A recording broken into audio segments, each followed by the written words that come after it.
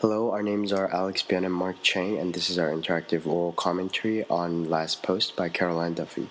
Caroline Duffy is a very famous British poet laureate, and she wrote this poem in memory of Henry Allingham and Henry Patch, who are two of the last three surviving British veterans from World War I. The theme that is emphasized in The Last Post is the atrocities of war and also how war is unacceptable and miserable. Duffy addresses this theme through The Last Post by using a quite unique technique. She rewinds the story in the poem and she imagines how life would have been if there wasn't war and if those killed in war were actually still alive. By analyzing this poem from stanza to stanza, the readers can clearly tell that Caroline Duffy continues to show her disbelief in war and also how much she thinks war is unacceptable and intolerable. The poem begins by using an intertextual reference from the poem Dulce et Decorum Est by the First World War poet Wilfred Owen. The first two lines of the poem give a very clear visual imagery and also sensory images. In line 1 of the poem, it talks about how the soldier that survived always had this image reoccur in his dreams. And the reason why Duffy used dreams in this line is because she's trying to emphasize how there is a memory, an event that happened in the past that she just cannot forget. Then in line 2, Duffy uses strong words such as plunges, guttering, choking, and drowning in order to emphasize the gruesome events of war and also how she continues to think that war is unreasonable and disgusting. The word if is very important within this whole poem because Duffy knows that the war already happened and there's no way to change what happened, or it's impossible to just go backwards. But if she can do this through poetry, she wonders how it would be like without war. In line 4, she uses alliteration by saying shrapnel, scythed, and stinking, and the repetition of the word s sort of represents how the war is very sly and also disgustingly brutal at the same time. Duffy once again uses alliteration in line 5 by saying bled, bad, blood, and the repetition of the letter B serves to emphasize the words itself, because B has a very strong sound, and she wanted to emphasize the bled, past tense, the bad, blood. So she wanted to emphasize the atrocities of war. She once again shows the rewinding of the story by saying run upwards in line 6. So she sort of draws an imagery of how, what if the blood that the soldier bled went back into the wounds. Duffy mentions the lines and lines of British boys because she's trying to emphasize that there were many soldiers who went to battle and died. And she uses the word rewind because she's going back in time and imagining what life would have been like for the soldiers had they not gone to war. And she shows, through the actions of the soldiers, she shows their emotions. And in lines 8, she mentions that the soldiers kissed the photos from home.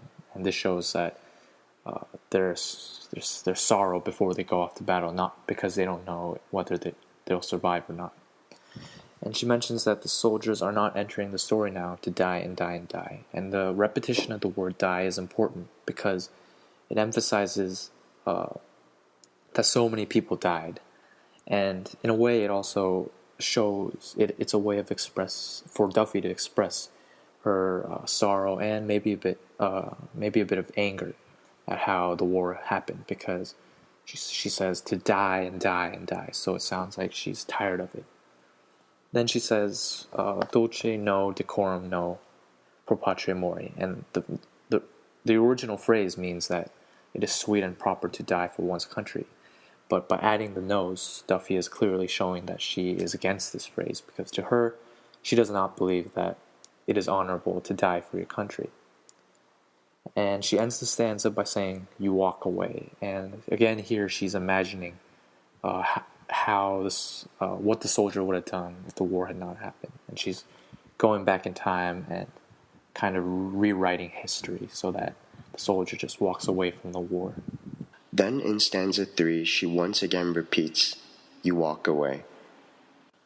The word "you walk away" is very strong and simple at the same time, which is similar to the effect that "amazed" gives in line 5 when the soldier is brought back to life.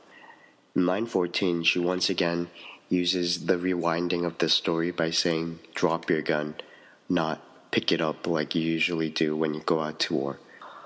Lines 17 to 19, they all give a sense of comfort and also peacefulness, because this is the part where Duffy describes how life would have been like without the war.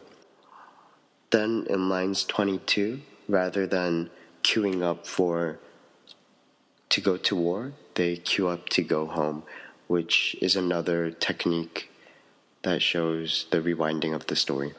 In line 22, Duffy uses "freshly alive," and these two words are very comforting and also very different from the other words used that she describes war with. So she wanted to clearly give a difference of how people that don't go to war are freshly alive, and those who do go to war are bleeding bad blood. In lines 24, all the words she uses, such as glistening, healthy, and fit, are all positive, which furthermore shows how much she disagrees with war and how without war everything would be much better. Duffy begins the last stanza by imagining a soldier leaning against the wall, and this is a display of leisure and comfort. She then mentions the millions of lives that were still possible, and here she's talking about all the people who could have been alive had the war not happened. And then she mentions the love, work, children, and the good food, because she's imagining all the good things that the soldiers could have enjoyed if they had not died in battle. And then she talks about a poet who tucks away his pocketbook and smiles. And she's imagining a poet who had not died in battle and is peacefully writing poetry. And the way he tucks away his pocketbook and smiles, it adds to a happier, conclusive ending. And she repeats what she said towards the beginning of the poem, that if poetry could tell it backwards, then it would. And here, her attitude is, if only poetry can tell it backwards, then it would. But it can't, and that's what she realizes. And it goes back to the theme of her, at the same time, honoring the soldiers, but also showing that the war should not have happened. And she's showing her opinion on the war. Thank you for listening to our commentary.